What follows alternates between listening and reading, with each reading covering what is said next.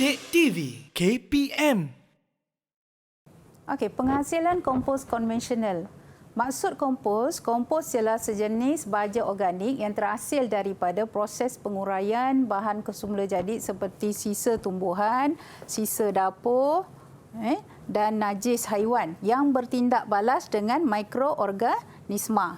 Okey. Proses penguraian atau perebutan ini berlaku secara semula jadi dinamakan sebagai pengomposan dan produk akhir adalah kompos. Produk akhir adalah kompos yang sangat sesuai digunakan untuk tumbuh-saran tumbuh-tumbuhan. Okey, seterusnya kita lihat aliran proses sisa tanaman kepada baja kompos. Di sini ada lobak merah.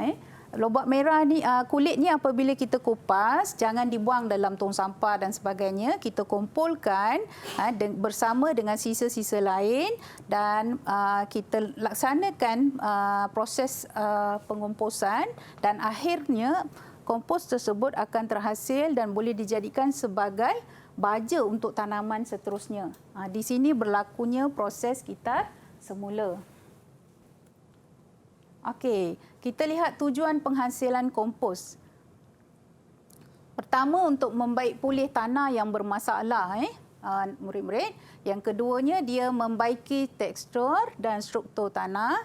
Seterusnya, dia membaiki kelembapan dan pengudaraan tanah.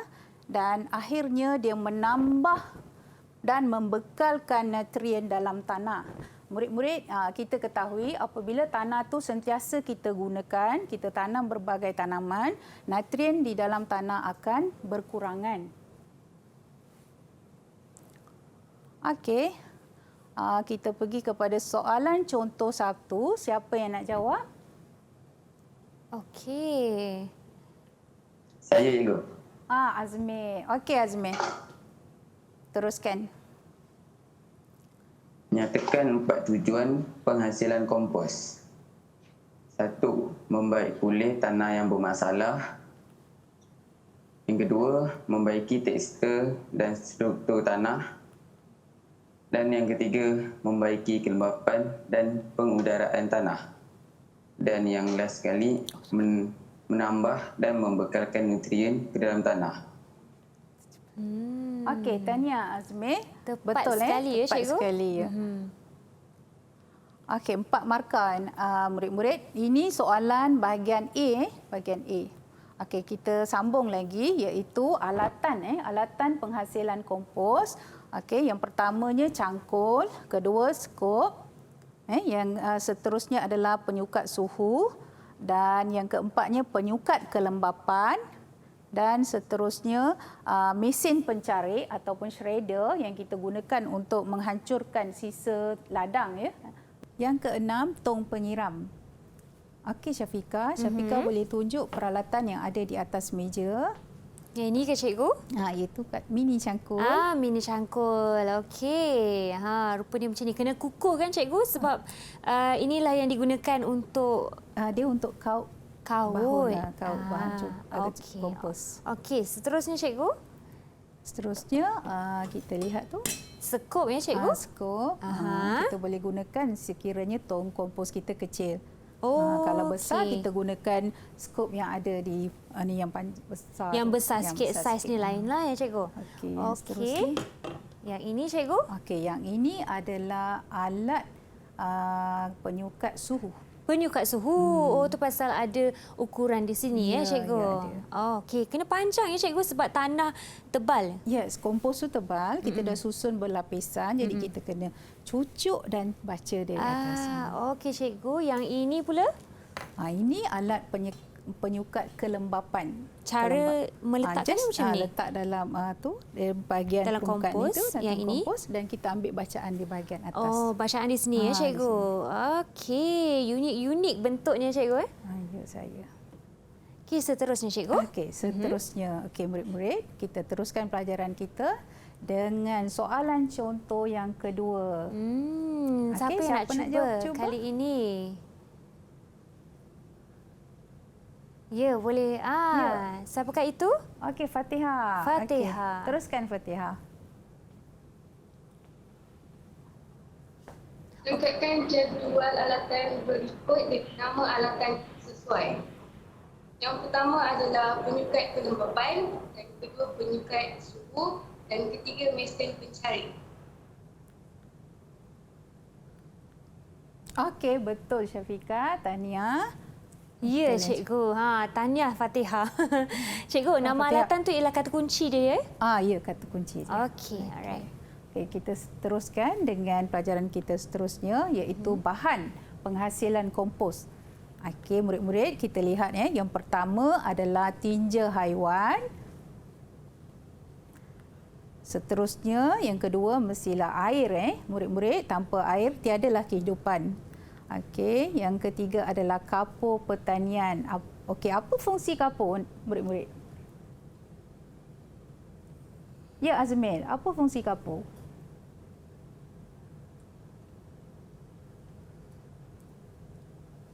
Silakan Azmir. Fungsi kapur ialah untuk menetralkan tanah daripada asid. Okey, tahniah Azmil meneutralkan keasidan medium Sekarang ni kita buat kompos kan medium tu. Okey, seterusnya sisa dapur sisa dapur seperti reja-reja sayur ni kulit bawang ni apa? Apa dia ni anak-anak?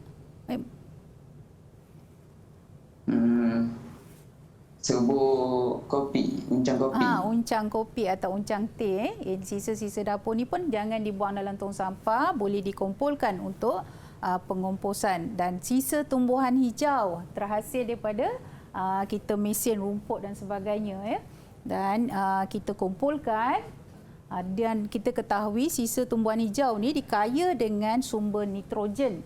Murid-murid seterusnya sisa tumbuhan kering daun-daun tua yang gugur dari pokok jangan dibakar murid-murid, kumpulkan untuk jadikan bahan kompos.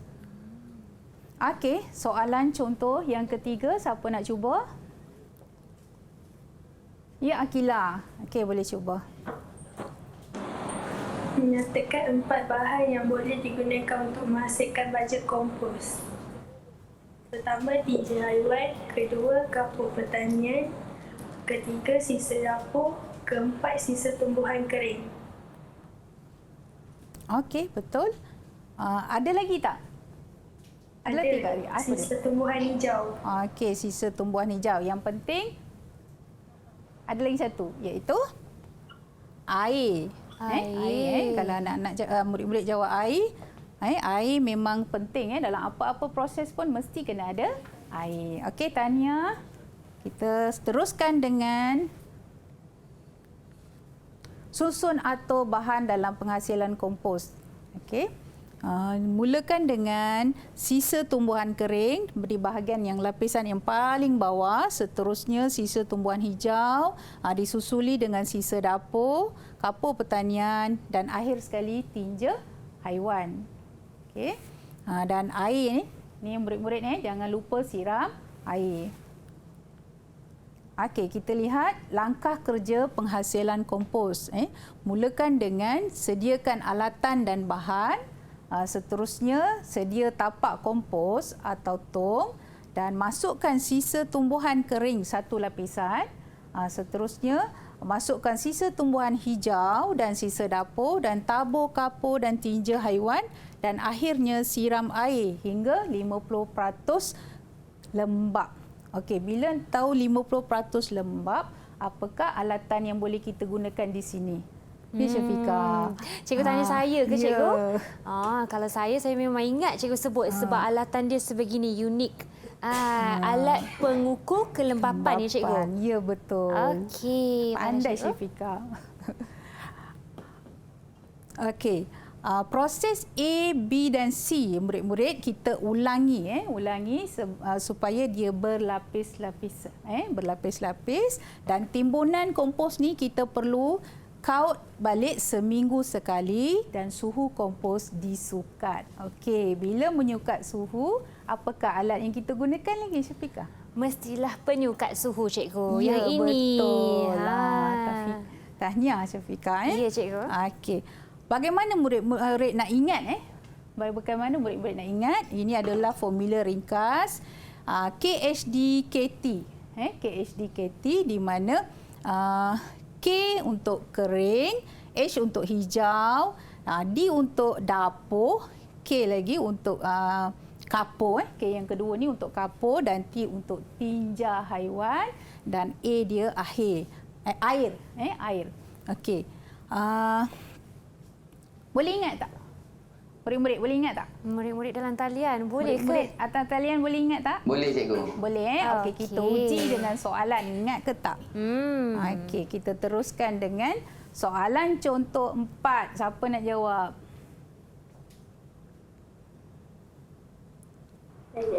Okey, silakan.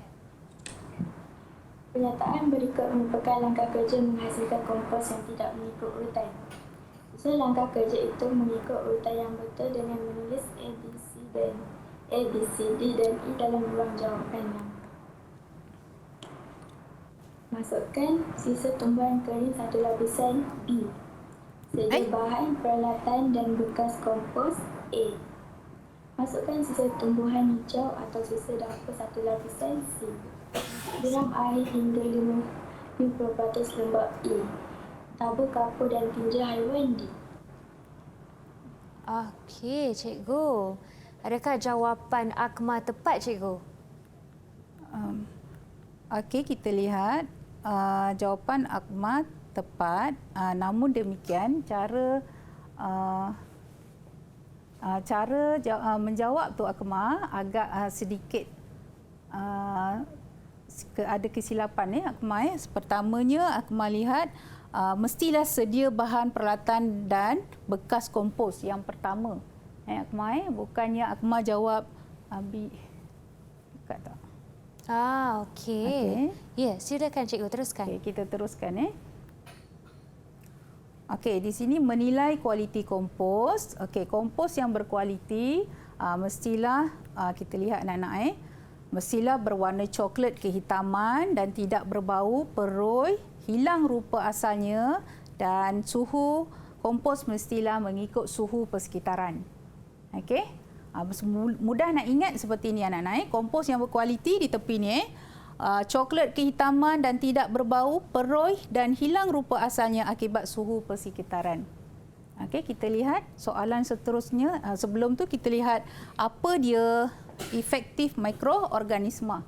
Okey, EM Syafiqah, EM ada di situ? Ya, cikgu. Yang di dalam ini. Di dalam ini. Wah, maksudnya dalam ni ada mikroorganisma ya, cikgu? Ya, betul. Okey. Okey, EM ni penggunaan efektif mikroorganisma atau EM ni dapat menambah baik kualiti penghasilan kompos. Ya nak, di mana bakteria baik yang ada dalam EM iaitu bakteria asid laktik, bakteria fotosintetik dan yeast mampu mempercepatkan proses penguraian bahan organik dan meningkatkan pelepasan unsur mineral serta menghapuskan bahan pengaktifan mikroorganisma yang tidak baik seperti patogen. Okey, contoh soalan yang kelima, siapa nak jawab? Okey. Ya, Azmil, teruskan. Azmil sekali lagi. Pernyataan di bawah menerangkan ciri kompos yang berkualiti. Tandakan raut bagi yang betul dan pangkah untuk yang tidak berkaitan pada ruang jawapan. Mengeluarkan busuk, bau yang busuk, salah. Salah. Berwarna coklat kehitaman, betul. Betul. Mengeluar haba yang panas, salah. Tekstur yang perui dan tidak melekat apabila dikepal, betul. Betul. Okey, betul salah betul, salah betul. Tahniah Azmil. Tahniah Azmil. 4 markah. Okey, 4 markah ya, cikgu? 4 markah sebab ni soalan bahagian A. Ya, cikgu. Okey, baiklah. Bagi segmen ini, sebentar tadi cikgu telah menerangkan susun atur dan juga kualiti itu penting. Cikgu boleh bagi sedikit rumusan tentang apa yang kita belajar pada segmen ini? Untuk segmen ini? Ya. Rumusan. Silakan, cikgu. Okey. Bagi segmen berkenaan dengan kompos, rumusan yang perlu kita pelajari pertamanya murid-murid, segala bahan-bahan buangan hasil sisa dapur, sisa kebun ataupun sisa domestik tu, sisa dapur murid-murid, jangan dibuang terus ke dalam tong sampah. Sediakan satu tong khas dan boleh dijadikan sebagai kompos. Dan hasilnya boleh diguna semula untuk tanaman di persekitaran rumah murid-murid. Didik TV KPM